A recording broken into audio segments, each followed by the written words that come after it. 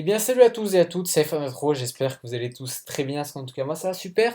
Aujourd'hui on se retrouve pour un nouvel épisode de notre série Développons un peu et comme vous avez pu le voir dans le titre, eh bien on s'attarde enfin aux bases de données. Alors cet épisode sera scindé en deux, on aura plusieurs types de bases de données qu'on va aborder, je vous présenterai ça un tout petit peu après. Avant de commencer, eh bien on va tout de suite voir qu'est-ce qu'une base de données pour bien commencer sur de bonnes bases. Alors, on va jeter un petit coup d'œil au croquis que j'ai réalisé sur page pour vous expliquer un petit peu le fonctionnement d'une base de données de manière imagée le plus claire possible. Alors, une base de données, qu'est-ce que c'est? C'est une sorte de gros conteneur qui va justement contenir des données qui vont être rangées dans des tables. Alors, pour commencer, on va déjà imaginer que la base de données représente une grosse armoire.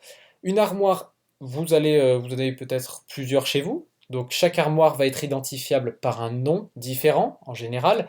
Donc on va avoir une base de données. Donc comme on l'a vu, c'est une armoire. Dans une armoire, en général, vous allez y trouver plusieurs tiroirs. Alors chaque tiroir, qu'on appellera ici des tables dans une base de données. Chaque tiroir est identifiable par un nom unique également. Donc par exemple, vous allez avoir le tiroir où vous allez ranger vos chaussettes, un autre tiroir où vous allez ranger vos sous-vêtements, etc. Là, c'est exactement la même chose. On va avoir des tables, on va ranger nos utilisateurs, on va avoir des tables, on va ranger les sites, par exemple, les sites web. Voilà, il y a énormément d'exemples pour les bases de données. Et donc, dans ce tiroir qu'on va ouvrir, eh bien, on va avoir accès à nos données. Donc, par exemple, je vous ai donné le petit exemple justement des utilisateurs. Donc, dès que je vais ouvrir la table utilisateur, eh bien, je vais avoir accès à tous les utilisateurs que j'ai justement renseignés dans ma table. Alors, il faut savoir que chaque donnée est identifiable par plusieurs champs, donc des colonnes, et ces colonnes sont également modifiables, donc vous pouvez vraiment faire ce que vous voulez. Alors il faut savoir qu'il y a plusieurs clés sur une table, alors je ne vais pas rentrer dans les détails là-dessus parce qu'on verra ça un petit peu plus tard. On a les clés primaires, les clés étrangères.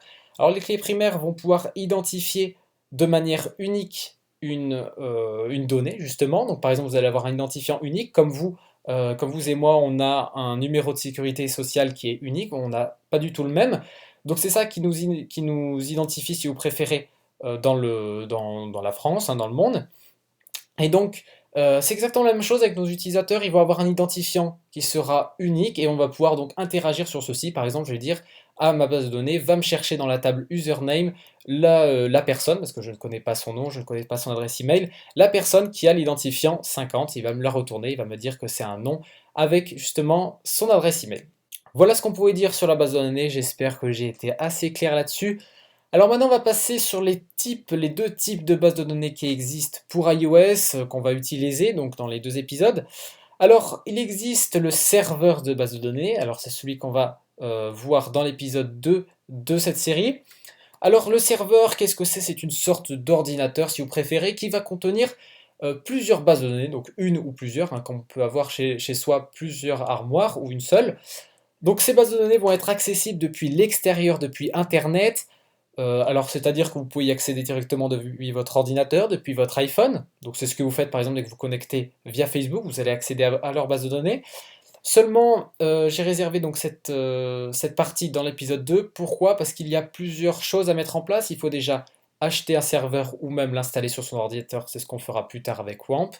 On peut également, enfin il faut, pardon, sécuriser tout ça, parce que imaginez que tout le monde ait accès à votre base de données, il faut mettre des utilisateurs, comme sur Windows, des utilisateurs qui ont des droits spécifiques, qui n'ont pas tous les droits d'admin, sinon tout le monde pourrait supprimer les bases de données de tout le monde. Imaginez un peu la pagaille sur Facebook, vous pouvez supprimer l'identifiant de quelqu'un. Donc il va falloir sécuriser tout ça, donner des droits de lecture uniquement, etc. Donc on verra ça plus tard dans l'épisode 2.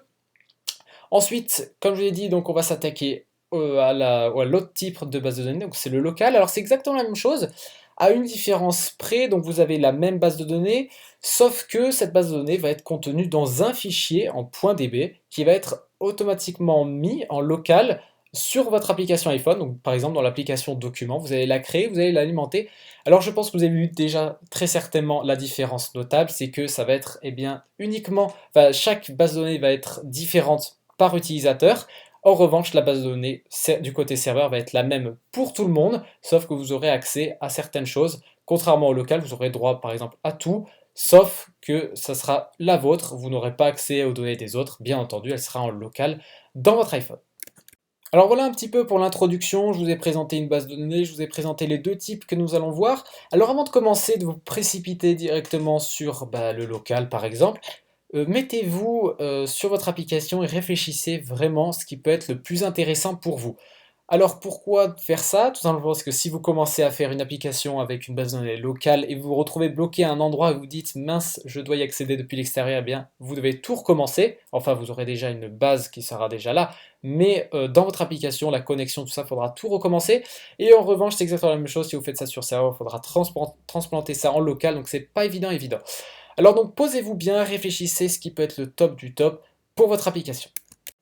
Alors si par exemple vous voulez faire une application comme Runtastic, bon c'est un petit peu un mauvais exemple ces temps-ci parce que le cloud commence à se diversifier de plus en plus, eh bien ça sera le local par exemple parce que vous allez sauvegarder des données qui seront personnelles, comme par exemple la course que j'aurais faite ce matin, il y aura uniquement moi qui y aura accès, donc je pense que le local est beaucoup plus adapté à ça. En revanche, si vous faire une application comme Twitter, Snapchat, il faudra plus vous tourner vers un côté serveur où vous voulez donc partager des données, avoir les bases de données communes. Voilà, donc maintenant, place à la pratique. On va tout de suite commencer avec le premier type de base de données que je voulais apporter, donc c'est le local. Alors c'est parti, on va tout de suite créer un nouveau projet. Donc moi, c'est déjà fait, il est totalement vierge, il n'y a strictement rien dessus. Première chose à faire déjà et extrêmement importante, si vous l'oubliez, ben ça ne fonctionnera strictement pas. Vous allez sur Bitfaz ici, vous cliquez sur Link Binary with Libraries, vous allez appuyer sur le petit plus ici et là vous allez chercher SQLite 3. Alors il y en a deux, libSQL 3.0 c'est vraiment pour préciser la version 3.0 justement et la version 3 c'est vraiment commune donc c'est la dernière de la version 3. Donc je vous conseille de prendre la 3 normale même si l'autre devrait je pense pas trop poser de soucis. Donc voilà on a notre petite librairie qui est ajoutée ici donc on la laisse pour le moment ça nous intéresse pas vraiment. Pour vous remercier de regarder mes vidéos, que ce soit sur ma chaîne YouTube en général ou bien même juste cette série Développons un peu, eh bien je vous ai réalisé une petite classe spécialement pour vous qui s'appelle iSQL. Donc pour le moment ça ne vous parle pas, c'est normal.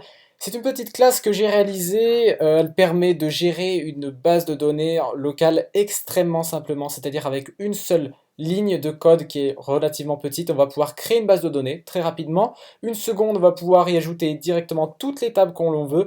Et enfin, on va rapidement pouvoir y insérer nos données dedans. Alors, je vais vous montrer cette petite classe. Donc, c'est iSQL. Donc, vous la trouverez dans la description de la vidéo ou même directement sur le site Dev1peu. Vous la téléchargez. Vous retrouverez le fichier .h et le fichier .m. Vous faites glisser ça, hop, dans votre projet. Vous faites bien copy item if needed. Dans le target, vous cochez bien votre application. Vous faites ensuite un petit finish. Eh bien, je vous propose sans plus attendre de voir ce que propose cette nouvelle classe fraîchement importée dans notre projet. Alors, on va faire un import isql.h. Ok, donc ça c'est fait. On va se rendre dans le vue leadload. Pourquoi? Tout simplement parce que j'ai la flemme de faire d'autres fonctions et tout. Et puis moi, je veux exécuter ce code dès le chargement de la vue. Alors, toujours commencer avec ISQL Manager comme ceci. Et vous allez voir vraiment que vous avez toutes les fonctions qui sont en français. J'ai essayé de faire quelque chose qui soit le plus simple possible, vous allez voir, donc vous faites créer base de données avec nom, hop, entre guillemets, vous allez mettre le nom de votre base de données, donc moi je vais mettre dev un peu, hop, je crois que j'ai bien écrit, c'est bon, .db, alors toujours mettre en .db, pourquoi? Parce que c'est l'extension de base de notre base de données. On va ensuite run le code et on va voir ce que ça donne, alors hop, ici c'est le dossier document de mon application, alors pour cela, donc c'est celui de mon simulateur, pour cela je vous conseille SimFolder, un très bon logiciel justement pour voir où se situe le chemin d'accès justement de votre application dans votre ordinateur. Donc vous pouvez voir que la base de données a été correctement créée, donc on va passer à une autre fonction pour vous montrer comment ça fonctionne. Et bien je vous propose de continuer notre petit tour des fonctionnalités. Alors c'est parti, SQL Manager. Alors c'est une autre fonction qui est plutôt sympathique, vous allez voir. Ça nous permet de créer dans une base de données déjà existante. Donc nous on l'a créé juste un petit peu avant, donc c'est dev1peu.db. Dedans on va y créer une table qu'on va nommer comme on veut. Donc moi je vais l'appeler utilisateur. Et dans cette dernière on va pouvoir y positionner nos colonnes. Alors hop, pour cela on renseigne un tableau NSArray, hop. Alors, je vais d'abord positionner une première colonne que je vais appeler ID, donc ça va être mon identifiant de chaque utilisateur, il devra être totalement unique pour pouvoir justement supprimer ou bien ajouter des utilisateurs sans qu'il y ait des doublons, hein, parce qu'il peut y avoir des personnes qui ont le même nom par exemple.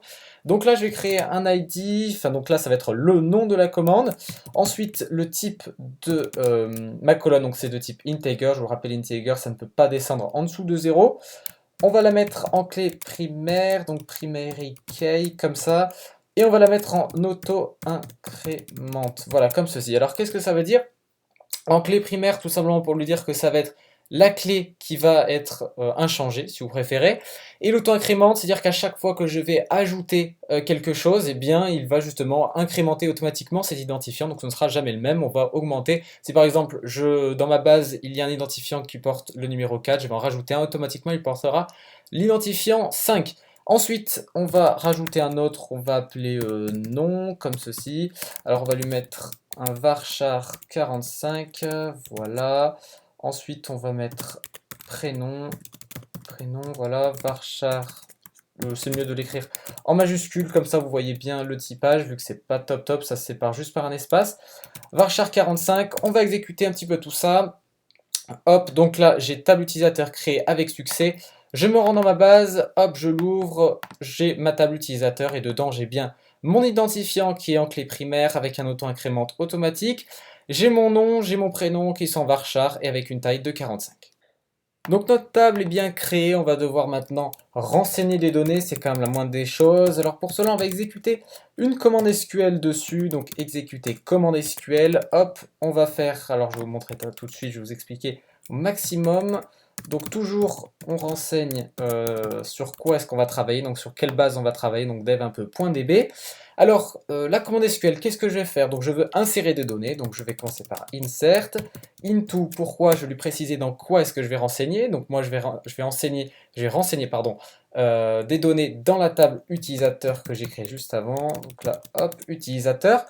Dans cette table, eh bien, je vais lui dire qu'est-ce que je vais rajouter, donc dans les colonnes, regardez par exemple ici, on a un ID, on a un nom, un prénom, je lui ai renseigné juste un nom et un prénom, pourquoi je ne vais pas lui mettre d'ID? Parce qu'il est automatiquement géré via le auto-increment. Donc là je vais mettre nom, ensuite je vais mettre prénom, c'est les choses que je vais renseigner juste après. Ensuite je vais lui renseigner mes valeurs, donc values, hop, comme ceci. Et donc là, je vais renseigner avec des simples codes. Donc le nom, on va mettre Bernard. Et enfin, virgule. Et là, on va mettre Alain. Voilà, comme ceci, voilà. Ok, donc là, on va exécuter. Normalement, ça va se mettre automatiquement à jour avec mon logiciel juste derrière sur ma base de données. Voilà, comme vous pouvez le voir ici. On va sur Data. Et donc, on a bien un ID. Alors, pourquoi c'est deux? Parce que j'avais fait un petit test auparavant. Donc, automatiquement, ça le garde en mémoire, même si on le supprime. C'est pour ça d'ailleurs que ce qui fait la force d'une base de données, c'est que ça garde un peu en mémoire. Et justement, ça vous permet, même si vous supprimez, que ça ne reparte pas à zéro et que vous ayez des problèmes dans votre base de données au niveau des identifiants. Donc là, vous pouvez voir que le nom a bien été renseigné, le prénom également. Donc tout est nickel. On a réussi à insérer notre première donnée dans notre base de données. Alors si on stocke des données dans une base de données, c'est pour les récupérer plus tard. C'est ce qu'on va faire maintenant. On va essayer de récupérer tous les utilisateurs, donc tous les noms, tous les prénoms. On va essayer de classer tout ça. Pour cela, eh bien, comment est-ce qu'on va faire? Eh bien, vous l'aurez compris, on va exécuter une commande SQL qui va permettre de nous retourner un résultat qu'on va stocker dans une variable. Alors c'est parti, on va créer une variable de type SQLite3 statement, donc STMT. Donc on va mettre réponse SQL comme ceci. Ensuite, dans cette variable, eh bien, on va y stocker la valeur retournée de notre fonction récupérer données avec commande. On va mettre la commande juste un tout petit peu plus tard. Donc dev un peu .db, c'est le nom de notre database. Alors, la commande va être très simple. On va faire un select étoile from utilisateur. Je vais vous expliquer un petit peu ce que ça signifie. Voilà. Alors là, ce que je lui ai dit, c'est de sélectionner toutes les entrées de la table utilisateur, tout simplement. Il va exécuter la commande. Ensuite, via la fonction, il va me retourner une variable type SQLite3 STMT. On va y stocker, en fait, on va récupérer ce qu'elle nous envoie directement dans cette variable qu'on va ensuite traiter ligne par ligne. On va mettre pour cela en place une boucle while avec une petite condition toute simple. SQLite3 step, donc on va passer notre réponse SQL qui est du même type demandée par cette fonction. Ensuite, on va comparer tout ça avec une constante qui s'appelle SQLite row, voilà, comme ceci. Donc en gros, si vous le préférez, dans cette boucle, on va tester si c'est bien une ligne. Si c'est bien une ligne, il va continuer, sinon il va s'arrêter. On va ensuite afficher maintenant le contenu par rapport à cette row, justement. Alors pour cela, eh bien, moi je vais afficher une string donc avec le %arrobase.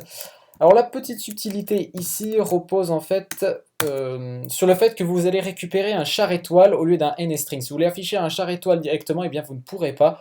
Il va falloir le convertir en NSTring pour pouvoir l'afficher directement via votre NSLog ou ailleurs d'ailleurs. Donc pour cela, eh bien, on va faire un string with UTF-8 string comme ceci. Vous pouvez voir qu'ici il demande un constant char étoile. On va ensuite caster tout ça pour forcer, si vous préférez, le typage de la fonction qui va arriver juste après. On va ensuite faire un petit SQLite 3 column, je l'ai trop loin, voilà, column texte, c'est ce qu'il nous faut. On va ensuite repasser notre réponse et enfin on va y mettre notre identifiant de notre colonne qui nous intéresse. Alors je vais vous montrer vite fait à quoi ça correspond. Le premier c'est 0, le deuxième c'est 1, le 2 et ainsi de suite. Donc ça commence toujours par 0. Donc là je vais récupérer les noms, donc je vais mettre le 1 ici. Voilà, je mets le 1. Et si on exécute tout ça, normalement je devrais avoir une liste de tous les noms qui s'affichent. Donc là c'est parfait.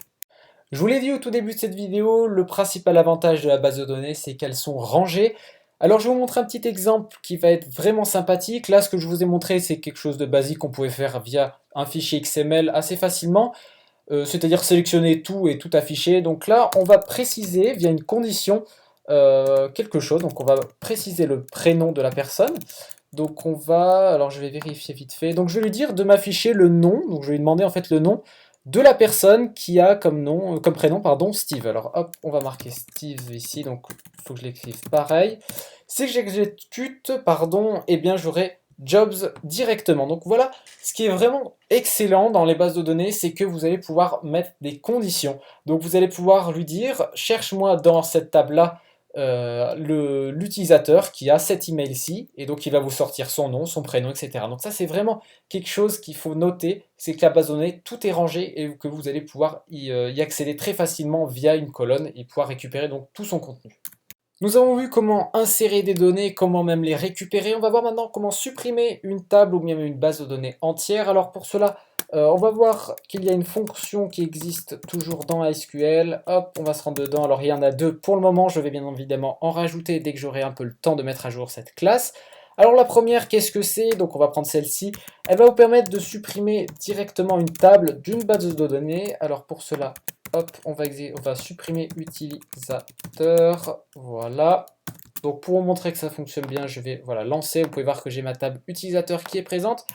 Si j'exécute mon application, je réouvre, voilà, donc il s'est mis automatiquement à jour, et bien vous pouvez voir que ma table n'existe désormais plus du tout. Et enfin, on va terminer par le dernier qui va carrément supprimer le fichier DB de votre dossier document. Donc c'est supprimer base de données avec nom, hop, dev1peu.db. On va exécuter tout ça et vous pouvez voir qu'elle va automatiquement se supprimer comme ceci. Et bien voilà ce qu'on pouvait dire sur les fonctionnalités de MySQL. Alors bien évidemment c'est la première version. Il y aura sûrement d'autres ajouts, notamment comment supprimer un enregistrement directement via une petite fonction. Je pense que je vais le rajouter dès que je pourrai. N'hésitez pas donc à regarder sur Dev un peu le site officiel de cette série pour découvrir le lien de téléchargement ainsi que la version de celle-ci. Je vous répète que celle-ci va être disponible dès que vous regardez la vidéo normalement. La première version de MySQL sera en ligne. Alors bien évidemment, l'utilisation de SQL est totalement gratuite, que vous ayez une application qui soit payante, qui comporte des achats in-app ou qui soit totalement gratuite sur l'App Store, vous faites ce que vous voulez, je vous demanderai juste un petit quelque chose, c'est si vous pouvez rajouter un lien pointant sur ma chaîne YouTube dans votre application. Alors bien entendu, je ne vous demande pas de la mettre en pleine page, il n'y a pas de souci, vous pouvez la mettre où vous voulez. Si vous ne voulez pas la mettre, il n'y a pas de souci, je ne vais pas les vérifier, je vais pas les faire ça, je ne vais pas faire la chasse aux applications qui ne le mettent pas, je m'en fous totalement. Enfin voilà, c'est une sorte d'un petit remerciement, si vous voulez le mettre dans votre application, ça sera grandement apprécié. C'était iPhone Intro, j'espère que la vidéo vous a plu, vous avez bien compris les bases de données en local. Si vous avez des questions, n'hésitez pas dans les commentaires et on se retrouve la prochaine fois justement pour les bases de données de type serveur.